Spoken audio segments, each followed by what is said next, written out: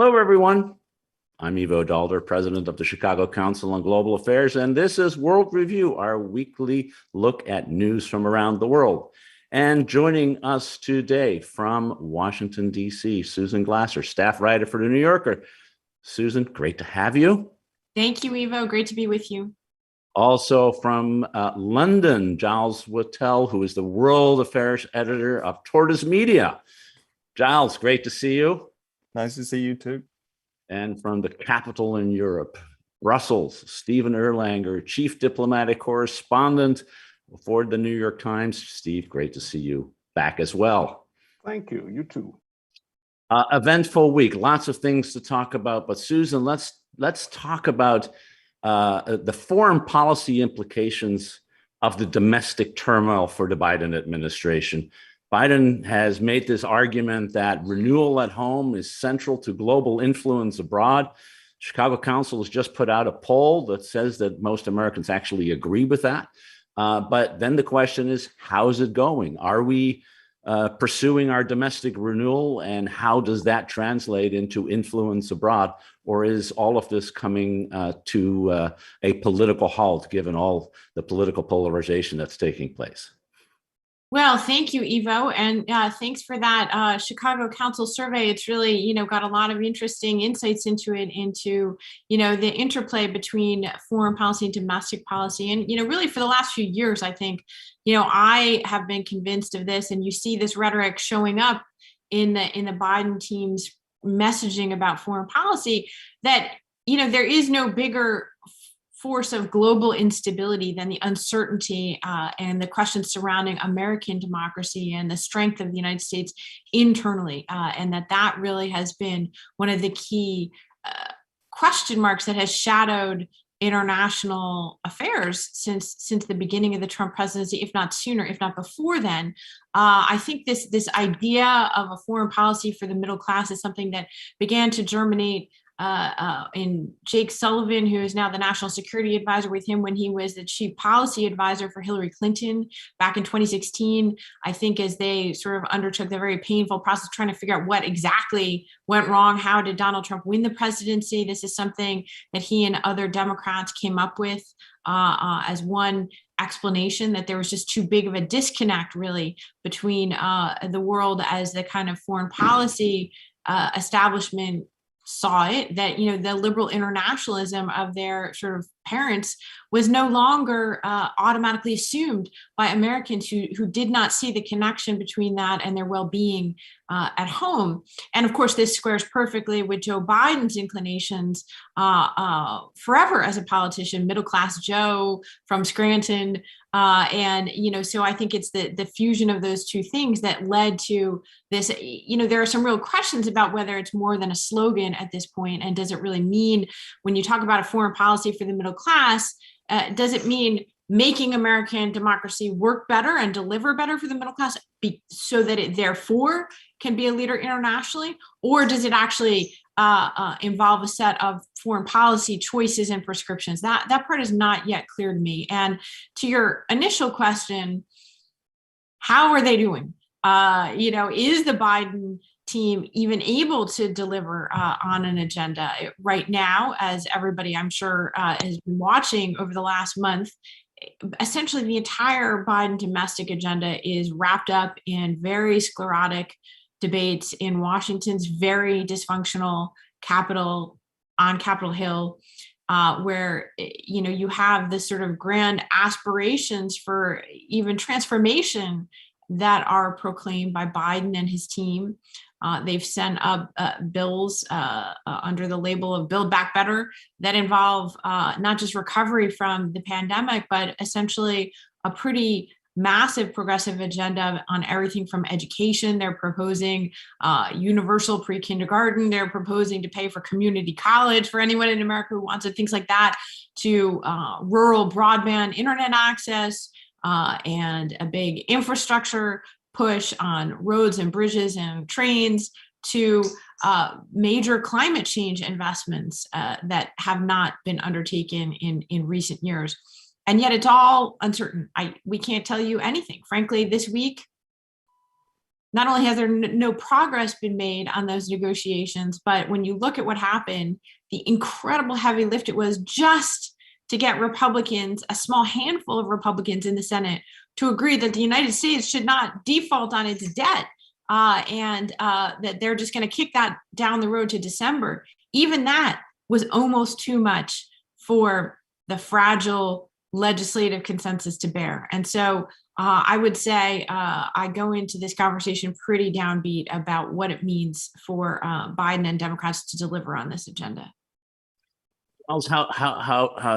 Susan, I think that was exactly right. And all the doubts that are out there are sort of feeding the sense of maybe America's just not ready to take its place back in the world. And Giles, looking at it from London, we'll get back to the issue of what's happening in Britain, which is actually going through a similar kind of debate with the Conservative Party about the domestic foreign interaction or domestic global interaction. But seen from London, is this seen as an attempt by Biden to really bring America back, and that the domestic agenda is part of it, or is it seen as it's just America first with a different kind of veneer that we've seen before, because it's all about the United States and not about the rest of the world? How do people see it from where you're sitting? Well, if we park the slogan, a foreign policy for the middle class just for a second, because I think it's really interesting, I want to come back to that. It is seen as,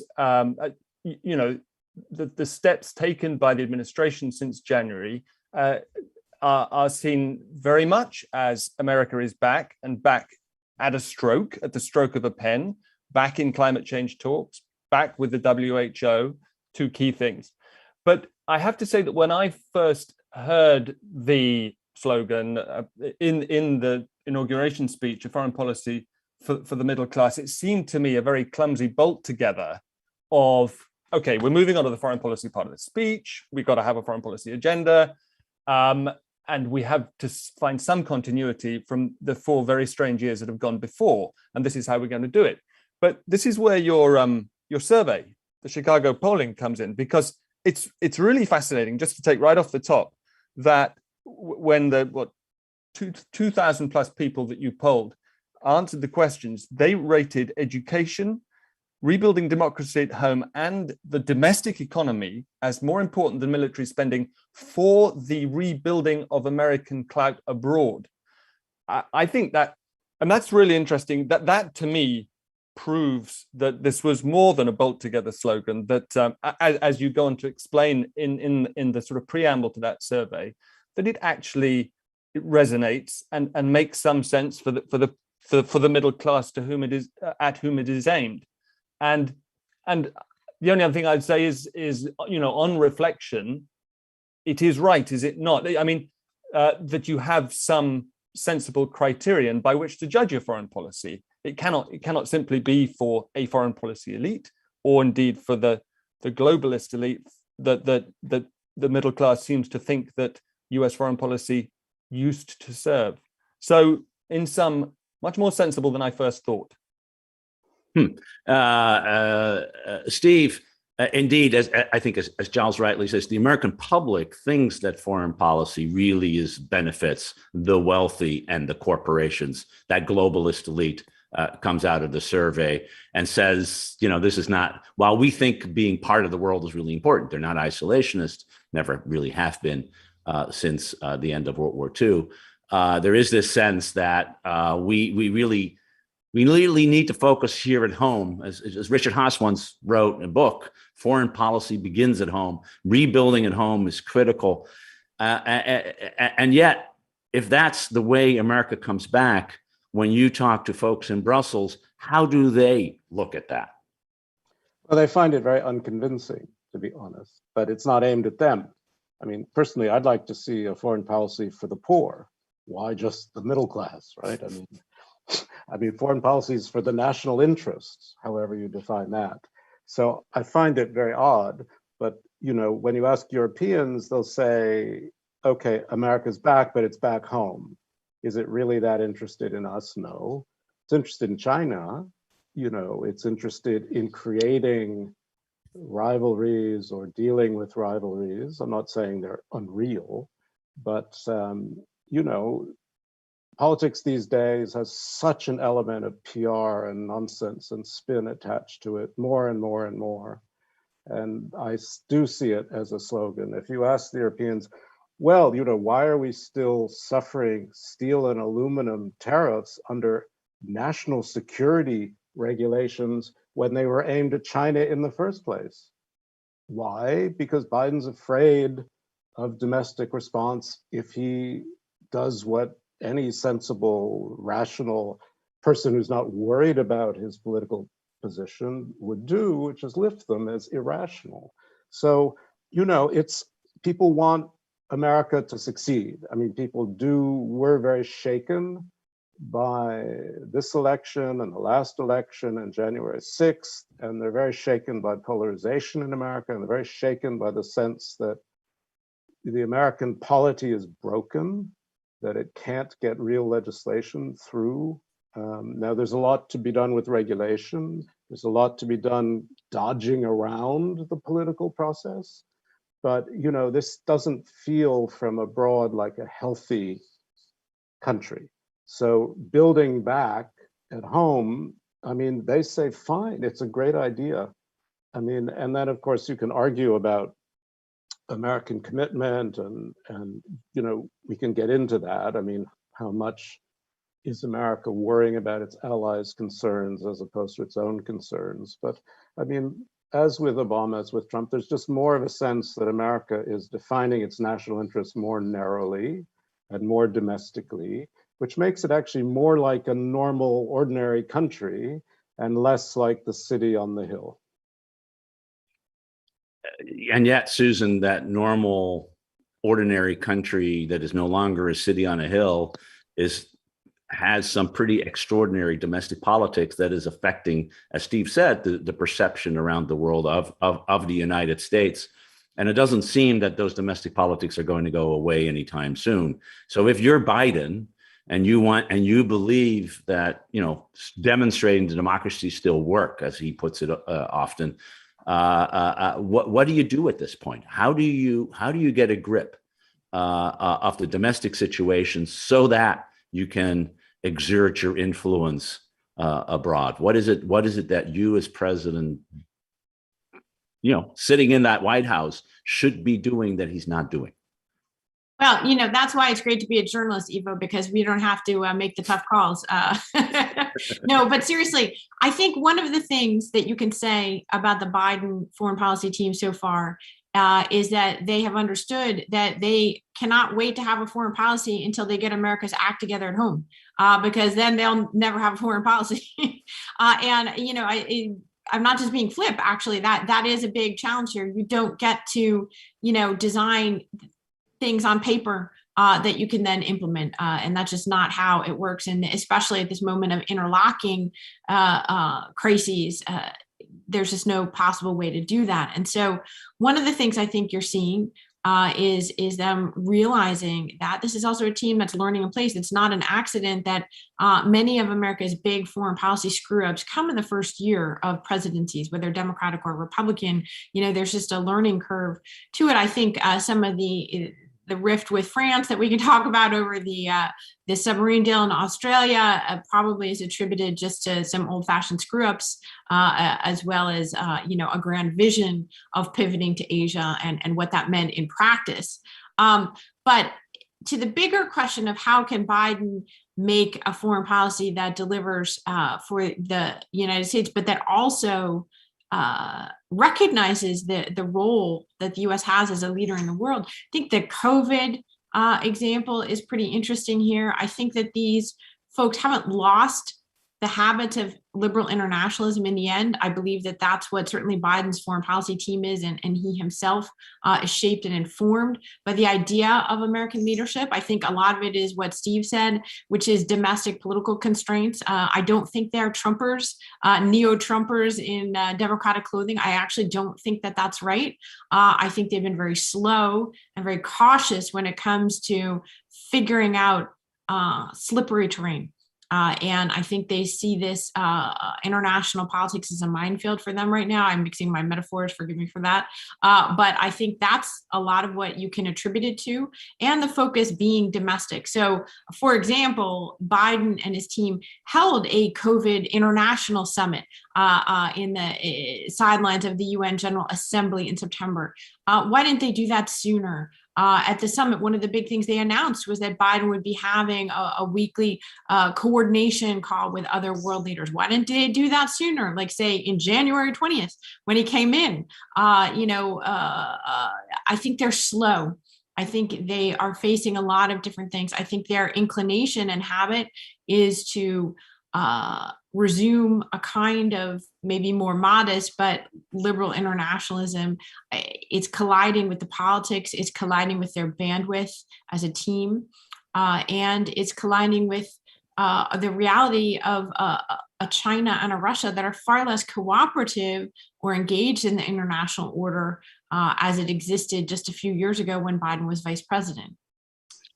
Steve, I think I pick up on that point from Susan because I think it's relevant to this other big issue that we wanted to talk about, which is it seemed to be that this week, all of a sudden, the administration was recognizing mistakes it was making and moving out in order to get back to diplomacy. So you have the Secretary of State in Paris, you have the National Security Advisor in 6 hours of meetings with his counterpart in China, and spending time in Brussels and today in Paris. And you all of a sudden got this sense that they said, we can't wait for the domestic politics to allow us to do foreign policy. We need to do foreign policy now, and let's just go do it. Is that, and you had an opportunity to talk to some of these folks. How did they talk about this week and what it is that they were trying to do? Well, I think your point's well taken, and so is Susan's. And I would just add, they've had so much trouble with the Republicans in the Senate getting their ambassadors out there. I mean, that helps you. I mean, we all pretend that with social media and everything, you don't need ambassadors. That's not really true. Ambassadors, smart ones, get the feel of the country. And if they have contacts with senior officials, can prevent big mistakes. There's a lot of I call this the Blinken-Sullivan apology tour to France. And that's really kind of what it was. They acknowledge, that they weren't paying enough attention, that they were complacent about West European allies in particular. They were more worried about Germany, because of the election there and Merkel leaving. And, there are people in the State Department who spend 70% of their time worrying about Nord Stream 2, which is ridiculous, right? But I mean, it's still a big, because it's a domestic issue, because it's an issue with Republicans and Ted Cruz, So, I think it went well. The French are basically pragmatic. Macron's running for re-election, so he's over-egging it, right, to show how independent he is and, how he can stand up to the Americans, fair enough. But they're also very angry. That's legitimate, that's sincere over what happened with the Australian submarine deal. I mean, they have a whole Indo-Pacific strategy partly built on the sale of these submarines and Rafales to India. And they have, let's not forget, they have nearly 2 million citizens. I mean, French people who live in the Indo-Pacific. They have nearly 10,000 troops based in the Indo-Pacific. It's not like this is some minor thing for them. This is their territory, It's not even just, colonial territories. This is France, right?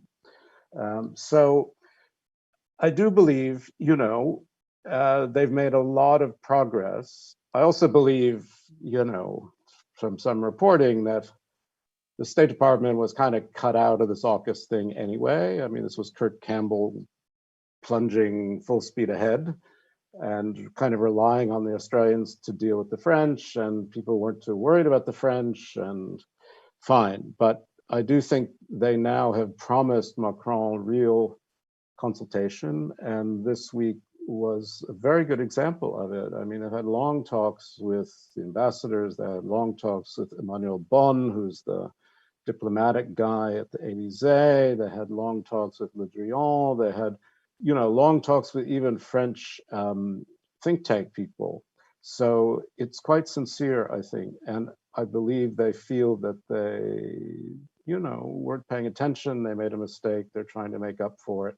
They need Europe. And, one of the things they're telling Europeans, which is, yeah, you might be annoyed with us. It's fair enough. But, we're your friends, for God's sake. We're doing things like this Tech and Trade Council. We're consulting on lots of things.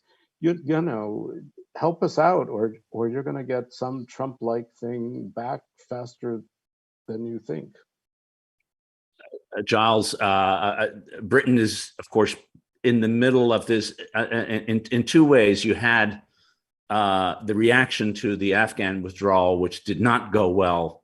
The withdrawal didn't go well, but also the reaction was, you left us in the lurch, you, Washington, you, the Biden administration that was back.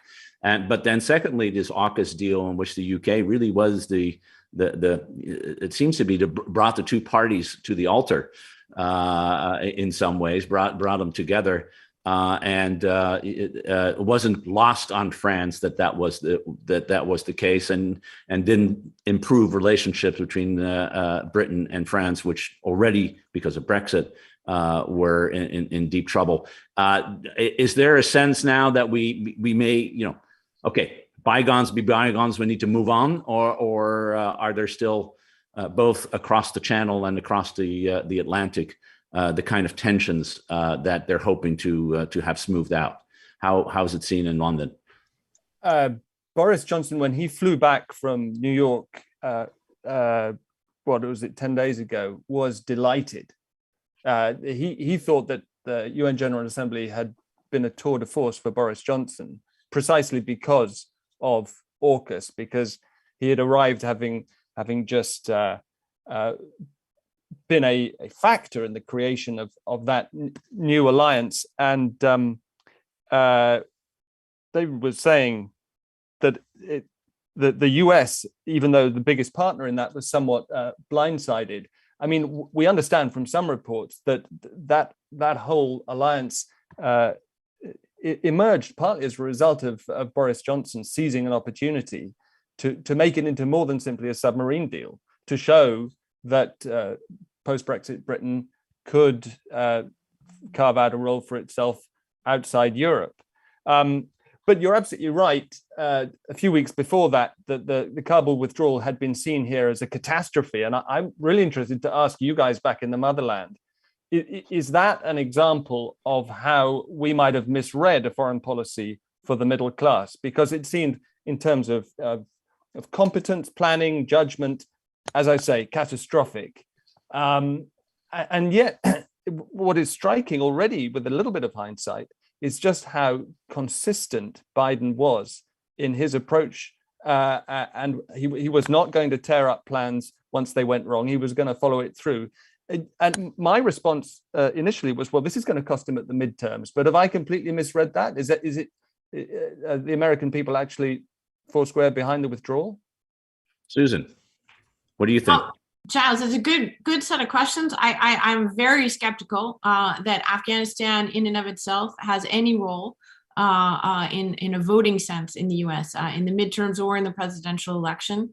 That was in many ways part of the hidden reason why it was 20 years of disastrous failure, because there was never any political breakthrough moment or consensus beyond the initial post 9/11 period for actually really grappling with what was happening there, or doing something decisive one way or the other. The polls from the beginning showed that people supported the withdrawal. I think that it was hurtful to Biden politically, but not, again, because Americans are clamoring to have remained in Afghanistan, but because it really was an assault on Biden's one of his central promises, which was this notion of restoring competence and sanity to the American government. And I don't know how anybody can look at how they executed that withdrawal and see that was competent and sane. And it was almost nihilistic, the excuses that they then used publicly for it, which was to say, you're a warmonger if you criticize how we handled the period from April until August of 2021. And, that is a disturbing tendency that we now see across the board in American politics. And there's a sort of reinforcing effect to the partisanship and turning everything into a highly politicized issue, which is you now have, hardened Democratic partisans in reaction to the Trump years, and they're frankly terrified, it seems to me, of any criticism, even normal criticism that's important for any government in a democracy, because they're terrified of what the political impact will be on the other side. And the bottom line is, Biden's team was inexperienced. I think that Biden personally overruled many of them to make the decision, as far as the reporting that I've done suggests. And, the question of ownership, is really a serious question when it comes to execution, right? And the military, of course, is the one that has the resources and the boots on the ground. And, they seem to be taking a sort of, not only are we fine, we're out of here, but we're going to get out of here even more quickly. Remember, that's what happened after Biden announced the pullout, was that the military said, okay, great. We're actually going to leave before the original deadline, was September 11th. We're going to go sooner. And so that's one set of questions that I think we're still waiting for more facts and information about. The other set of questions around the Afghan withdrawal is, I think, the question of the absurd messaging that really was some of the most embarrassing aspect of this, which is, why on earth would Joe Biden in the beginning of July be saying under no circumstances are the Taliban going to be coming back to power, which they then did barely a month later. Tony Blinken also made extremely cringeworthy statements that were absolutely not, comporting with any known set of the facts on the ground. And then they continue to sort of, lie and misrepresent in the ways that we've all seen, governments in the UK and the US, Democrat, Republican, do. It's a reminder in this sort of partisan moment that everybody screws up. But just to your question about the politics, I think it was damaging to Biden's overall image, especially coming in a moment when the rest of his agenda is also gridlocked, and in a moment when COVID was spiking once again, in part because Biden and his team were so reluctant to order a more forceful response of mandates and requirements. And so it undercut his case for being president. But believe me, I don't see a year from now, nobody's going to even remember the Afghanistan thing. Steve, you wanted to jump in here? Just to say, I mean, in the little on the record bit with Jake Sullivan, I said, everyone thought you were the competent ones. What happened? And he kind of winced, right? So, I mean, they're kind of aware of what it looks like. From the European end, I mean, there's been a lot of whining. I mean, there was a lot of consultation. There was a lot of consultation with NATO allies. Biden made the decision. Anyone who didn't think he would make the decision that he made wasn't listening. Now one can argue about the timing, the person who suggested September 11 as a deadline, I think probably ought to be fired. And I agree with Susan that the Pentagon, which wanted to stay, I mean, it's been very clear, Mark Milley and the Chief of Staff wanted to keep this 2,500 force minimum and Bagram. As soon as they were told no, they got the hell out of there. And shutting Bagram the way they did really shocked allies, because they were relying on Bagram to sort of get people out. So it is a competence question. I don't think it had much to do with foreign policy for the middle class. I just think it was more like, we're sick of this. It's not going anywhere, from Biden's point of view, let's put an end to it. And I think most Europeans were not unhappy to leave either. They're just humiliated by the results. And I met a couple, as everyone I suppose has done, 2 women Afghan MEPs who'd gotten out through Iran, and it's heartbreaking. One of them just said to me in this incredibly nice way, and she said, talking about the burqa, she said, I don't want to be a body moving through space. I want to be a person with a face and an idea and a personality. And this is the humiliation, right? I mean, it is humiliating, but I agree with Susan, it's over. Most people seem happy it's over. I suspect with fewer reports and reporters, we'll hear a lot less about what happens there. And they'll probably get away with it. Let's switch over to Giles, to Britain, and in some ways a very similar set of issues of domestic renewal leading to foreign policy and global influence, but with some big differences. One, an immediate sense of shortages in petrol, in just general ability to get stuff onto the shelves in supermarkets, and this debate whether this is about the pandemic and the supply chain issues that everyone is facing, or is this just what Brexit was going to provide?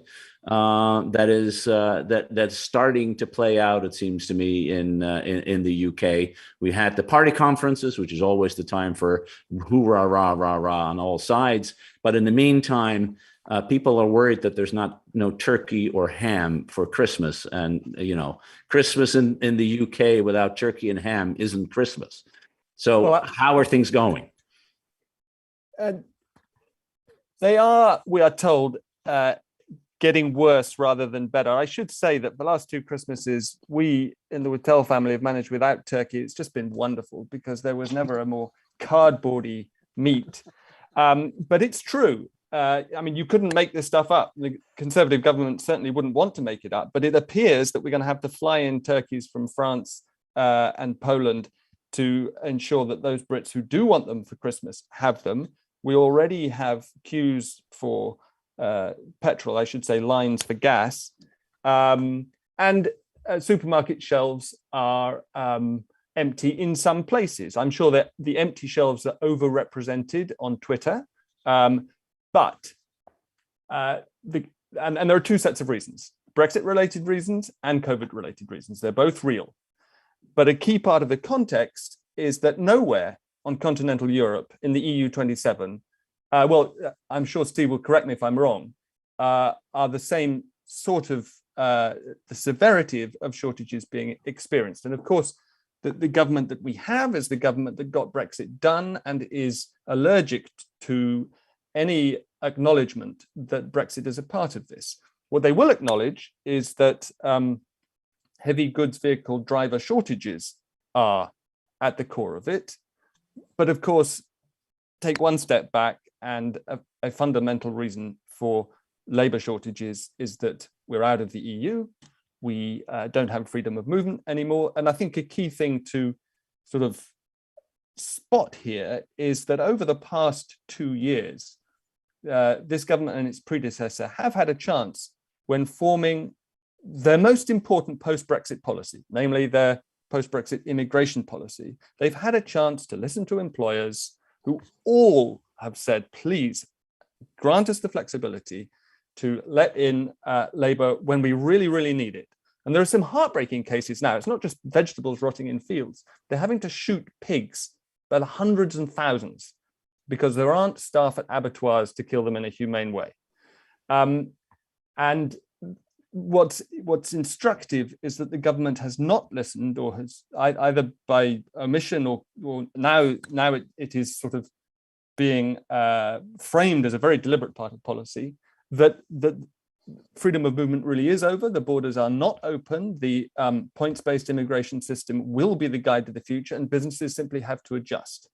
But the result already is rapid wage inflation feeding into prices. And this is another part of the slightly gloomy outlook that the government is going to have to deal with heading into Christmas, because I'm not an economist, but I think basic economics tells you that inflation or wage increases absent productivity increases lead to inflation. And we have a notorious productivity problem, and there's no sign of that being solved anytime soon. In fact, one of Boris Johnson's instinctive cheerleaders in the Daily Telegraph wrote yesterday that it was dementedly hubristic to think that Britain's productivity problem would be solved in the kind of timescale that Johnson needs in order to be sure of winning the next election? A bleak outlook there, Giles, including for not only for Christmas, but for the winter, because the other issue that's really starting to play out in Britain, but also in Europe, Steve, is this gas issue. A worry that with another very cold winter, which seems to be one of the long-term trends in Europe as a result of climate change, there may not be enough gas. That is to heat, not petrol, but gas, natural gas, in order to heat homes. And we're seeing price increases now 7 to 10 times over a year ago in Britain, but it's starting in Europe as well. How is that issue being looked at? Is this there's a tendency to blame one man who happens to have a lot of gas, Mr. Vladimir Putin, but it's more than that. There's more going on there, and you can't just rely on Russia to solve or blame these issues. That is quite right, and Giles's summary was really excellent. The problems in Europe are a bit different. There are plenty of truck drivers, but I guess Britain will allow in Polish turkeys, if not Polish workers. That's true. They don't need visas. That's the trade-off, and they're dead, or maybe they're not dead. I don't know. But the problem in Europe is the price, because COVID, everything kind of slowed down, so people weren't buying as much gasoline. The factories weren't, working as hard. The refineries weren't working as hard. The sort of drillings weren't going. This big Danish field is kind of nearly empty, called Gröning, I think it's called. The Norwegians are having a little more trouble getting gas out. The Scottish fields are pretty empty now. I mean, not empty, but so it's been a problem. And then the wind hasn't been blowing, the sun hasn't been shining. So you've had this problem. Everybody's moving toward renewables, but when the renewables aren't working, there's this big crunch. So Europe has gas. Now the reserves are low, but the European Union says 75% of normal stocks are on hand. So that's enough to get them through the winter. The question is the price. And of course, the higher the price, the more tax receipts by the governments, because energy is taxed very, very highly. So some countries like Spain and Italy are already planning to take some of this excess tax receipt and hand it back to the poor and people who really need money to sort of keep themselves warm. And then, as you quite rightly said, there's this tremendous suspicion of the evil Mr. Putin and his state-owned Gazprom, which has been cutting its supplies of natural gas to Europe. Now, Europe depends, I think, 40% still on Russian energy, and Russia has always been very careful to keep to its contracts, to the actual letter of its contracts. But the Europeans have been buying more on the spot market and less through long-term contracts, and Russia has been reducing the amount in its pipelines. There was an accident in one refinery, blah, blah, blah. But the real suspicion, which frankly the former head of Gazprom, Alexander Novak, made explicit just yesterday, was that, if the Europeans want more gas, they should certify Nord Stream 2 faster and sort of get it going. And that's always been the suspicion, that the Russians are using. I mean, it's not they didn't cause the shortage particularly, but they're taking advantage of it to try to get done what they really want done, which is to get Gazprom pipeline Nord Stream 2, wholly owned by Gazprom, which is now being tested, which is completed, getting it certified, and sort of getting it going. So, as ever, there's geopolitics at work, and Jake Sullivan was saying we're talking diplomatically to energy suppliers to get them to increase energy supplies. That includes those in the Middle East. OPEC has been very, very reluctant also. So I think this is where the United States is actually trying to help Europe and work together to solve this problem, but it's a big problem. Susan, apart from the economics of the global gas market, which is complicated, there's also a huge demand, of course, in Asia for gas. So it's all playing out at the same time. You know, Vladimir Putin, studied him for a very long time. Is this a tactical opportunity that he just can't let go by in order to do what he normally does, or should we take him at his word that no, we're doing everything in a clean way? How do you think Vladimir Vladimirovich is looking at this? Well, one thing to say about Vladimir Putin is that we don't have to speculate about this. In fact, this is a well-run play. It's a template even that Russia has run many times before, which is to say using its energy resources and specifically its natural gas supply as a key political lever, not only with Europe. We saw this even going back to the Soviet times, and it was that gas that flowed to Germany was also a political flow to Germany, and they used it very effectively in the Soviet times to exercise a degree of shaping of German politics that had serious consequences for how the United States dealt with it and the NATO alliance. I think obviously you've seen a really hardball version of it with their dealings with Ukraine in recent years, and potentially Belarus as well, which remain very dependent.